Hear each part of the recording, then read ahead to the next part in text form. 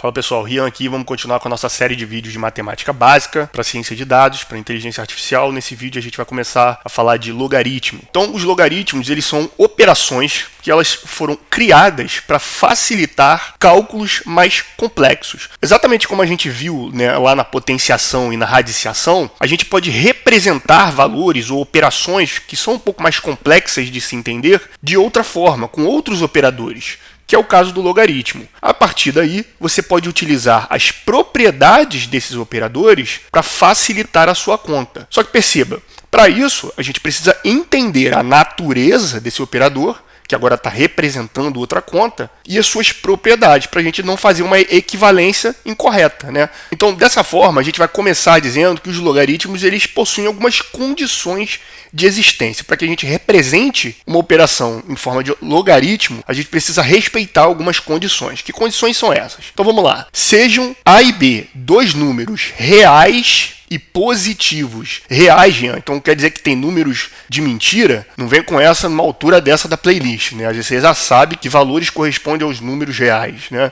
Eles também precisam ser positivos e o número B ele precisa ser diferente de 1. Em que forma? O número x, que satisfaz a igualdade B elevado a x igual a A, perceba, é uma potenciação, não é isso? Então, será chamado de logaritmo de A na base B. Perceba que eu estou representando uma potenciação de uma forma diferente. E desde, claro, que respeite essas condições aqui que nós estabelecemos. Então, o logaritmo se apresenta dessa forma aqui. O log de A na base B é igual a x. Então, você tem o logaritmando, o B representa a base da potenciação, e o x, que é o logaritmo, que é exatamente o valor que a gente está tentando encontrar, que corresponde ao expoente da nossa potenciação. Bom, o 5 elevado a 4 é igual a 625. A gente poderia, como vimos, representar isso de outra forma. De que forma? Assim, o log de 625 na base 5, olha a base, é igual a 4. Ou 2 elevado a 5 é igual a 32. Então, o log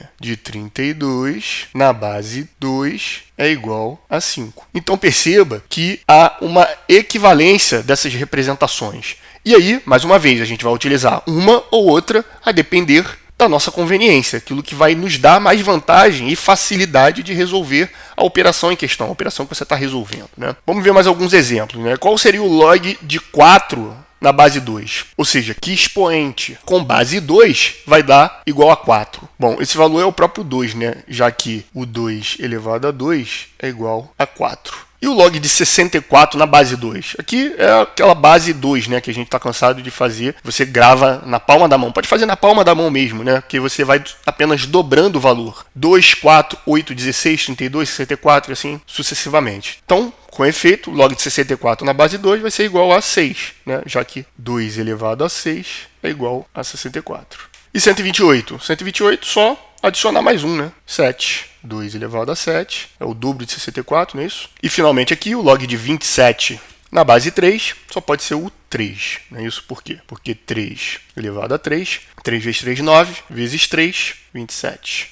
Agora vamos resolver o log de 4 na base raiz de 8. Começou a ficar interessante, né? A gente tem agora aqui uma raiz como base. A gente vai utilizar as propriedades de radiciação e potenciação que a gente tem visto na playlist. E como eu costumo insistir, assista a playlist do início ao fim, acompanhando todos os vídeos, para que você não chegue aqui e fique boiando, achando que matemática é difícil, não é para você, quando na verdade bastava você ver os vídeos anteriores para entender as propriedades daquilo que a gente está tratando aqui. É muito simples e muito fácil. Vamos representar isso aqui em forma de potenciação, que é exatamente o que o log faz.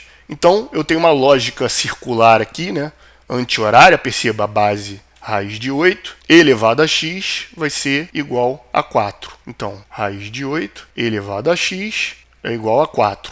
Bom, eu não posso representar 8 na base 2? Vamos tentar fazer isso. Raiz de 2 elevado a 3, x é igual a 4. A gente também não viu que raiz pode ser representada em forma de um expoente fracionário? A raiz quadrada não pode ser convertida num expoente fracionário?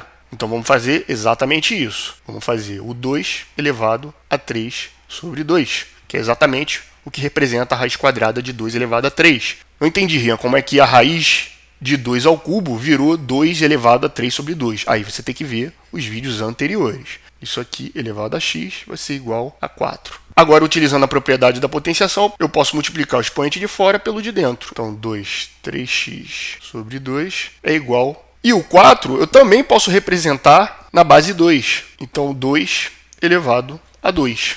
Agora, olha o que aconteceu aqui. Nós utilizamos todo o nosso conhecimento de radiciação e potenciação para colocar dos dois lados da equação, certo? Dos dois lados do sinal de igual, duas potências que têm a mesma base, né? O 2 aqui e o 2 aqui, com, claro, expoentes diferentes. Só que aqui, pessoal, é uma propriedade fundamental. Se essas duas potências são iguais, e a gente tem duas bases iguais, então necessariamente esses dois expoentes precisam ser iguais. Isso significa que eu posso buscar uma equalização dos expoentes. Traduzindo, eu posso dizer que 3x sobre 2 é igual a 2. E aí, é só a gente resolver aqui uma equação simples, né? Vou passar o 2 para lá multiplicando, vou ficar com 3x igual a 4, x vai ser igual a 4 sobre 3.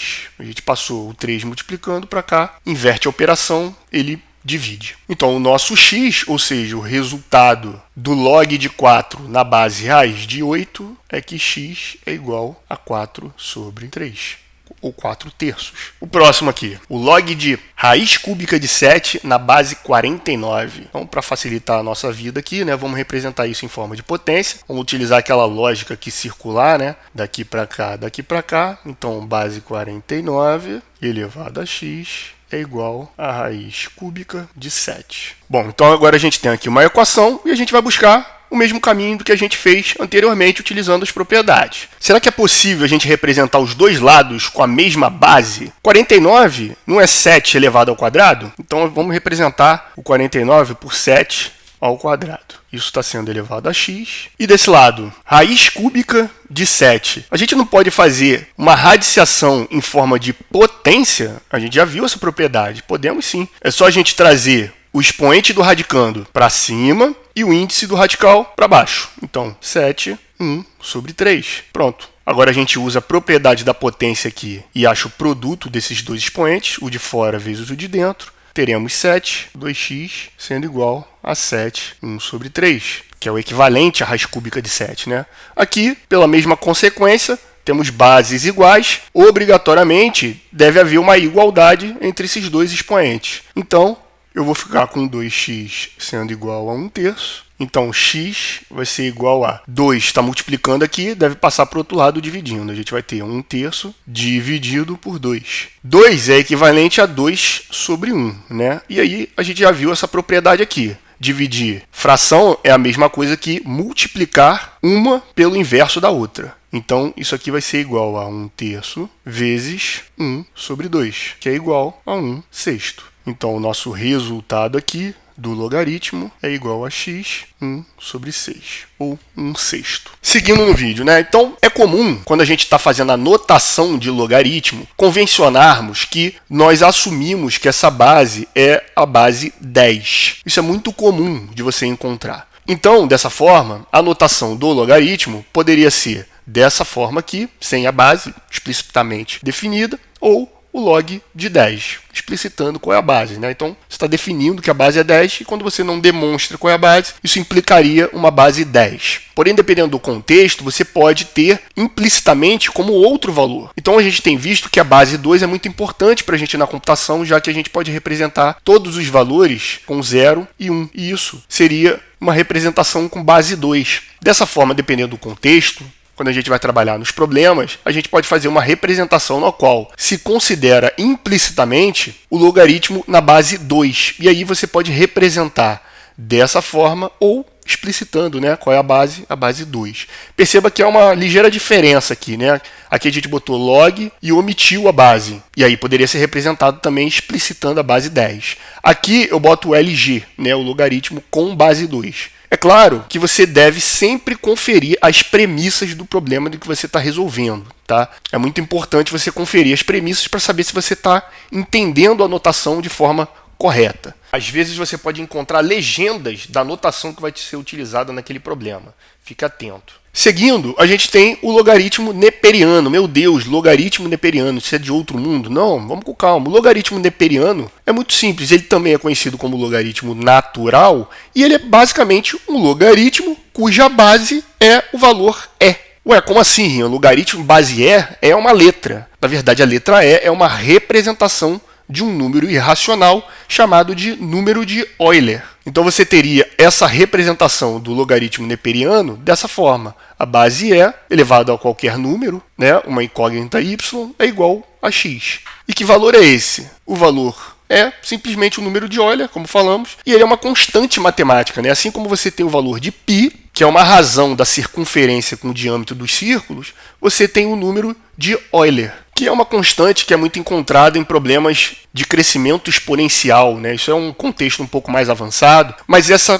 constante matemática aqui é muito utilizada. E quando ela está na base de um logaritmo, a gente dá um nome especial para esse logaritmo, que a gente chama de logaritmo neperiano ou logaritmo natural. E aí você vai ter uma notação específica, né? Você pode denotar ela colocando a base de forma explícita, como a gente já tem visto ao longo do vídeo, ou você pode botar o LN, né, de logaritmo neperiano ou logaritmo natural. E aqui, obviamente, está implícito que a base é o valor da constante do número de Euler. Então, para esse vídeo foi isso. Espero que você tenha gostado. Se gostou, peço que curta, compartilhe com quem você acha que possa se interessar pelo conteúdo e a gente se vê no próximo vídeo.